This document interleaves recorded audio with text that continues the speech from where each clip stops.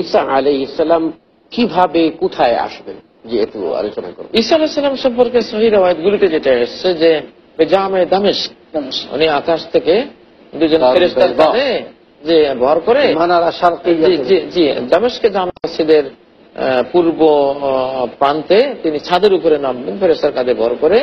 তখন আসরের টাইম হবে, ইমাম মাহদী তখন সালাতের একামত হয়ে যাবে। ওই সময় যখন উনি আসছেন সংবাদ হবে, তখন সিঁড়ি তৈরি করে ওনাকে ছাদ থেকে নামানো হবে। তখন ইমাম মাহদী বলবেন যে আপনি ইমামত করুন। উনি বলেন লা তাকরিমাতুল্লাহ হাযিহিল উম্মাহ, আপনি ইমামতি করুন। আল্লাহ তাআলা এই উম্মতকে সম্মান দিয়েছেন যে তারা ইমামত করতে পারে একজন নবীর। আবু বকর সিদ্দিক নবীর ইমামত করেছেন, নবীজির পিছনে রেখে উনি ইমামত করেছিলেন। তো এটাই উম্মতের জন্য একটা বিরাট সম্মান। তো উনি আসবেন তখনই যখন দাজ্জাল বেরিয়েছে, এটা সংবাদ সত্য সত্য সংবাদই প্রচার হয়ে যাবে। দাজ্জাল ফিতনা শুরু করবে, দাজ্জাল ফিতনা শুরু করবে। এবং আল্লাহ তাআলা ঈসা আলাইহিস সালামের নিঃশ্বাসের মধ্যে এমন ক্ষমতা দেবেন, যত দূর ওনার দৃষ্টি যাবে নিঃশ্বাস তত দূর পর্যন্ত যাবে। এবং এই নিঃশ্বাস যে কাফেরের গায়ে লাগবে, ইয়াজুবু কামা ইয়াজুবুল মেল, লবণ যেমন গলে যায় পানি লাগলে, ওনার নিঃশ্বাসে এমন রাসায়নিক অস্ত্র, মানে এখন তো অত্যাধুনিক অস্ত্র বেরিয়েছে, তো আধুনিক যুগে মানুষ এসব অস্ত্র তো পরিচিত, সবাইকে মারে, ওইটা শুধু কাফের গায়ে সেই অস্ত্র সচেতন অস্ত্র, শত্রু মিত্র ছিনবে। আল্লাহু আকবার। হত্যা করবে খিনজির, মানে শুকুর যেটাকে বলা হয়, সেটা তো আর উনি সেটা পরিকল্পিত করবেন, কিন্তু ওনার নিঃশ্বাসটা এরকম যুদ্ধের ময়দানে রাসায়নিক গায়ে লাগলেই সে লবণের মতো গলে যাবে। দাজ্জালের গায়ে যখন ওনার নিঃশ্বাস লেগে সে গলতে শুরু করবে, তো সেখানে দৌড়ে পালাবে। পালিয়ে গিয়ে এন্দা বাবে লুদ, এখন লিড্ডা বিমানবন্দর আছে ইসরায়েলে, এখানে একটা কূপ থাকবে, দাজ্জাল গিয়ে ওই কূপে ঝাঁপ দেবে। পরে পিছন থেকে ঈসা আলাইহিস সালাম বলল মেরে তাকে বলতে দিবেন না, কারণ সেটা মাহবুদ দাবি করেছে, তো ওর লাশও দেখাইতে হবে।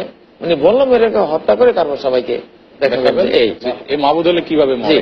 তাহলে ঈসা আলাইহিস সালামের ব্যাপারে যে একদল খ্রিস্টানরা উনি কাউকে মারেন নাই, উনি কাউকে হত্যা করেন নাই, বললেন যে মারবেন, আল্লাহর হুকুম হলে সেখানে নিঃশ্বাসেই সব কাফেররা মরবে। জি, আর নিজের হাতে দাজ্জালকে, হ্যাঁ, লাখ লাখ কাফের নিঃশ্বাসে মারা যাবে।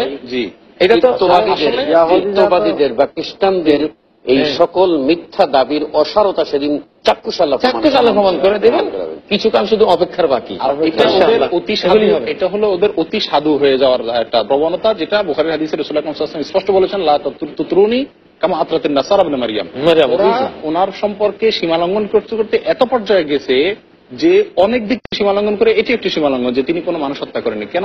আল্লাহর নির্দেশ যদি থাকে কোনো কাফেরকে হত্যা করা, সেখানে অপরাধের কি আছে? এটা অতি সাধু হওয়ার কিছুই নেই। খ্রিস্টানরা এত সাধু নিজেদেরকে যদি তারা প্রমাণ করে, তাহলে এটা ইতিহাস তো এটাকে মিথ্যা প্রমাণ করবে। কারণ দ্বিতীয় বিশ্বযুদ্ধ, প্রথম বিশ্বযুদ্ধ কোনো মুসলিমরা লাগায়নি, সব খ্রিস্টানরা লাগিয়েছে, তাই না? অ্যাটম বোম ইত্যাদি এগুলো মেরেছে কারা? খ্রিস্টানরাই মেরেছে।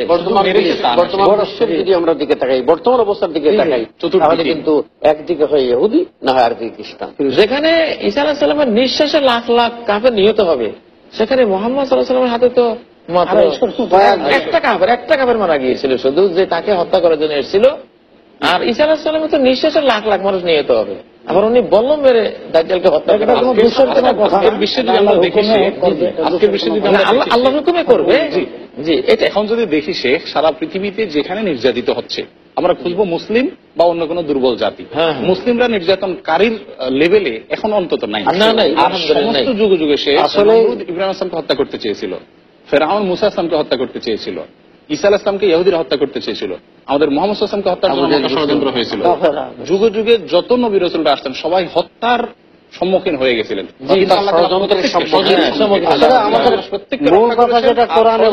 ধ্বংস করেছেন। নবীদের আদর্শ যে যেখানে প্রতিশ্রুতি থাকবে, ওইটাই ইনশাআল্লাহ জীবন মৃত্যুর সন্ধিক্ষণে তারা প্রত্যেকেই আবির্ভূত হতে পারবে।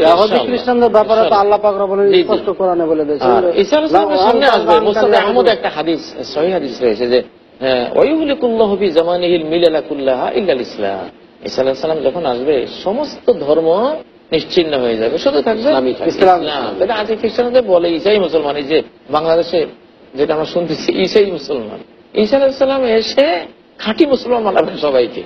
ঈসাই মুসলমান, ওইভাবে হতে পারে যে ওই যেমন আল্লাহ নবী আসবেন ভবিষ্যৎবাণী শুনেছিল এমন এই জায়গায়, জায়গার সন্ধান করে ইহুদিরা মদিনায় বসতি স্থাপন করলো, আর তাদের বংশ যখন আসলো না প্রত্যাখ্যান করলো। ঠিক এরা চিন্তা করছে একসময় যেহেতু ঈসা আলাইহিস সালাম আসবেন, তো আগে থেকে আমরা ঈসাই সেজে যাই, এই সময়টা মানে সুবিধাবাদী। যাই হোক, এখানে মুসলিম না হয় আর কোন উপায় নেই, খাঁটি মুসলিম, হানিফা মুসলিমা, হানিফা মুসলিমা, বস আমরা মুসলিম শব্দের আগে কিছু সেট করা যাবে। জি, ওই হাদিসটার মধ্যে যেটা এসছে যে ওই যুগে সারা বিশ্বের সকল জাতি মুহাম্মদ সাল্লাল্লাহু আলাইহি ওয়াসাল্লামের দ্বীন গ্রহণ করে কোরআন সুন্নাহর খাঁটি মুসলিম হয়ে যাবে।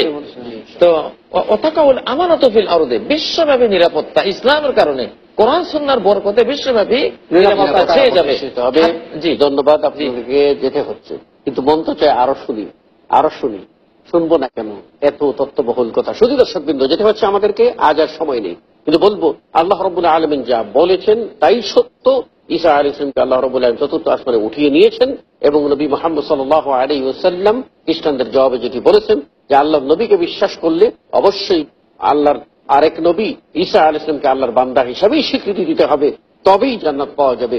নতুবা যারা আল্লাহর এই বান্দা ঈসাকে উলুহিয়তের আসলে বসিয়ে দিয়ে তারা তিত্ববাদের গান গাইবে, তাদের এই গানটি হচ্ছে সম্পূর্ণ ভৌতবাদী এবং অবান্তর অসংলগ্ন মিথ্যাচার বই, আর কিছু নয়। তাই আসুন আল্লাহর সেই নির্দেশের প্রতি ঈমান এনে আমরা সত্যিকার তৌহিদবাদী হই।